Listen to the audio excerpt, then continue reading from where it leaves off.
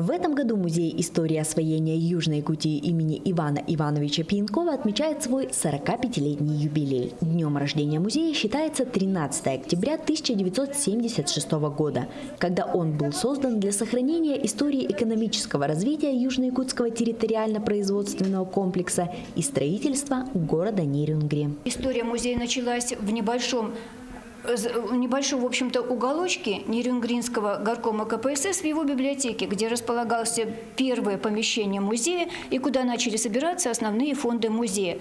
Через несколько времени спустя музей переехал в здание небольшое, которое в городе называли Теремком. Это одно из первых зданий, построенных на месте закладки будущего города Нерюнгри. В 1981 году Нерюнгринский музей принял под свое крыло Якутский государственный музей имени Емельяна Ярославского. Мы стали его филиалом и получили помещение в здании спорткомплекса «Богатырь», где в 1982 году, 22 июня, открылась первая экспозиция музея, посвященная истории строительства Малого Бама «Километры подвига, километры славы». В экспозиции размещена ленточка с открытия нашей первой экспозиции, первые фондовые книги, первые учетные документы нашего музея и те люди, которые присутствовали на открытии экспозиции музея, ставшие легендой истории нашего региона. В последующие 1980-е годы в музее идет активное стихийное комплектование материалов, поскольку музей документировал историю строительства Южно-Якутского территориально-производственного комплекса и города Нерюнгри. Поэтому материалы комплектовались стихийно и очень быстро. Музейщиков можно было встретить в те годы буквально в любых уголочках. Музейщики присутствовали на приходах первых поездов на станции Малого Бама, на закладке первых объектов комплекса, на всех культурных, общественных мероприятиях в городе. В это время музей ведет и активную выставочную работу. Выставки самого разного характера и масштаба располагаются в здании музея. В 1985 году музей получает новое здание. Это 2 этажа экспозиции и большой выставочный зал. И разворачивает активную работу по комплектованию материалов, готовясь к постановке будущей экспозиции. Активно комплектуется археологический и этнографический материал. Собирается документальный фотографический фонд музея. В то же время музей ведет активную выставочную педагогическую работу, вывозит выставки в другие города и принимает выставки у себя. Огромная собирательская работа завершилась в 1992 году постановкой и открытием постоянной экспозиции музея. В 1991 году музей переведен из состава филиалов на финансирование из местного бюджета города Нерюнгри. В 1995 году переименован в Нерюнгринский музей истории освоения Южной Якутии имени Ивана Ивановича Пьянкова. Это один из первых руководителей города, внесший большой вклад в развитие музея. В музее продолжается основная деятельность – фондовая, научно-исследовательская, просветительная, научно-методическая и выставочные работы. Интересное событие 2000-х годов – это локальный семинар на базе нашего музея, который был организован Министерством культуры Республики Саха и Управлением по делам музеев. Вот тогда к нам приехало очень большое количество музейщиков, и мы достойно довольно провели такой интересный семинар. Еще один интересный момент 2000-х годов – это то, что в работу нашего музея внедрилась программа музейной педагогики. Большую заслугу в этом, конечно, сыграла Ирина Юрьевна Подмаскова. Она тогда у нас была заместителем по научной работе, и именно она поставила вот эту программу музейной педагогики «Берегиня». Туда входили многие направления. Мы работали с детьми, со школьниками, со студентами, проводили лекции, вот тоже здесь на фотографиях это можно видеть. Проводили семинары для школ, мы собирали учителей по обучению школьников в музейной среде. С 1997 по 2012 год можно отметить, что проводилась очень интересная исследовательская работа. Ну, во-первых, все эти годы мы вели ботанические экспедиции по Южной Якутии, собирали интересные материалы гербарные и очень интересные археологические работы.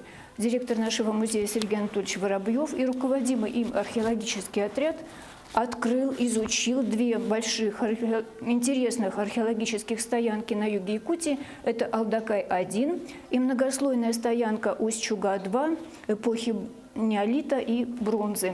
Сегодня коллектив музея небольшой, но высокопрофессиональный. У многих за плечами десятки лет работы в учреждении. В 2018 году новым директором стал Илья Мальцев, и размеренная жизнь музея изменилась. Сегодня здесь вводятся новые формы работы с посетителями. Город по меркам истории, он небольшой, да, то есть, я имею в виду по времени, 45 лет ему было в прошлом году. Это небольшой промежуток времени, то есть это молодой еще, маленький. Но если мы потеряем, как это было, потом очень сложно будет понять. Поэтому нам в этом плане уникально, нам везет, что мы начали вот именно вот оно недавно было, и мы еще вот это все находим, еще не потеряли, и наша задача как музея, конечно же, это сохранить. И потом в дальнейшем приумножать уже новыми достижениями того же города, района. То есть у нас сейчас много всяких значимых проектов идут, которые были такие же, как в советское время. Они как бы им не уступают. Поэтому мы тоже должны их как-то сохранить, и уже потомки наши там, они уже как бы придут, скажут, вот там, вот так, вот так, вот так. То есть на протяжении большого как бы периода наш район, наш город развивался, и все шло вверх. То есть мы вот и должны мы это сохранить и приумножить, как я еще раз говорил. Сегодня фонд музея составляет свыше 66 тысяч предметов основного фонда и 10,5 тысяч единиц хранения научно-вспомогательного фонда. Предметы объединены в 21 коллекцию. Экспозиции проходили несколько реэкспозиций, что-то менялось, что-то добавлялось, новые какие-то интересные экспонаты. Вообще экспозиция у нас состоит из нескольких разделов. Мы сейчас находимся в зале, где представлена история народов Якутии. Представлен каменный век, ледниковый период, где находятся останки животных ледникового периода и макет раскопок, на которые выезжали наши работники в экспедиции, в археологические экспедиции в течение нескольких лет. И также вы видите одну из карт, уникальных карт, которая была изготовлена из стекла, делалась квадратиками, и затем уже все это вместе устанавливалось. А представляет карта собой расселение древнего человека на территории Якутии. В следующих залах второго этажа продолжение истории. Здесь мы можем узнать о первых людях, которые начали населять Якутию. Как бы ни странно было, казалось бы, Якутия, республика Саха, но тем не менее первыми, кто населил республику, это были племена эвенков или тунгусы, как их часто называют в литературе.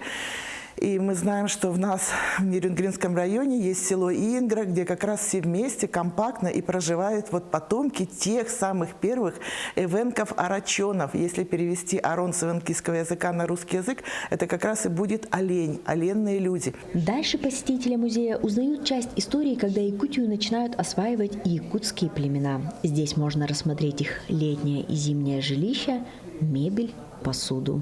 И вы видите якутский национальный предмет – это чароны. Ни у одного другого народа таких чаронов нет. Только якутские мастера научились так искусно изготавливать такие кубки, которые в основном предназначались для питья кумыса. Кумысные чароны. Следующая страница истории – присоединение Якутии к России. Произошло это 25 сентября 1632 года, когда оренбургский казак Петр Бекетов поставил на реке Лена Ленский острог. Сначала он носил название Ленский острог, а потом стал называться Якутским острогом. Но это тогда, когда через 2 года Петр Бекетов спустился вниз по течению, потому что Ленский острог река Лена снесла, и через 2 года, в 1634 году, был поставлен уже Якутский острог. Макет этого острога мы как раз видим и в нашей экспозиции. Но здесь мы рассказываем о том, как Якутию начинают осваивать русские люди. Местное население потихонечку обращают в христианскую веру. Но и учатся, конечно, строить дома. Почему у нас называется вот этот уголок «Русская изба»? Но не потому, что русские жили, а потому что якутские жилища стали такими же, как и у русских. Потому что богатые русские люди начали строить здесь жилища, привлекая как раз местное население, которому многому научили. И якутские уже мастера могли очень хорошо плотничать, изготавливали сами мебель, изготавливали оправу для зеркала. Уникальные предметы у нас – это венский стол и стулья, которые бытовали в некоторых семьях еще и в послевоенное время. Это тоже считается уникальными экспонатами. На третьем этаже учреждения сотрудники музея достоверными фактами, интересными событиями и реальными экспонатами вовлекают нас в историю непосредственно Южной Якутии. То, что видит посетитель в музее, это верхушка айсберга. Вся основная работа у нас делается в кабинетах, в наших фондах проводится. Мы проводим большие работы по сохранению, по комплектованию фондов, по описанию, внесению в государственный каталог Российской Федерации. Так называемая такая рутинная работа, да, которая очень нужна для сохранения культурного наследия. Так как наш город молодой, соответственно, у нас очень много сложностей с освещением истории региона, да, и поэтому мы работаем, научные сотрудники, мы работаем в этом направлении. С 2018 года, с марта 2018 года мы вводим новые формы работы с нашими самыми младшими посетителями. Активно начали привлекать школьников на игровые музейные квесты, которые пользуются очень большой популярностью. Начали вводить интерактивные курсы какие-то для детей, да, опыты начали проводить, когда дети могут не только посмотреть, но и потрогать руками, пофотографироваться, попробовать испечь вафли на наших старинных вафельницах. Разумеется, когда музей идет в школы, да, то это очень детям нравится, пользуется большой популярностью, но, к сожалению, вот пандемия попортила нам все планы, поэтому мы сейчас переходим постепенно в формат онлайн. У нас большая часть мероприятий сейчас проводится в онлайн-формате. С нетерпением ждем, когда закончится вот эта пандемия, и мы снова будем работать с нашими маленькими посетителями. Музей продолжает свое главное дело – хранит историю и дарит возможность прикоснуться к ней населению и гостям района. Естественно, школьники, но очень много приходят молодых пар, которые с детьми. И они еще дети маленькие, но их уже как-то приучают к культуре, к музею, может быть, хотят узнать что-то о нашем городе или просто посмотреть на животных, как и все дети. Очень много у нас, конечно, гостей. Приезжают с разных регионов, от Москвы, Ленинграда и до Камчатки. И много даже зарубежных гостей, из Франции приезжают, с Польши. Это, конечно, люди интересуются просто краем и, естественно, приходят в наш музей. Музей встретил свой юбилей, имея за плечами богатейший опыт и новые грандиозные планы.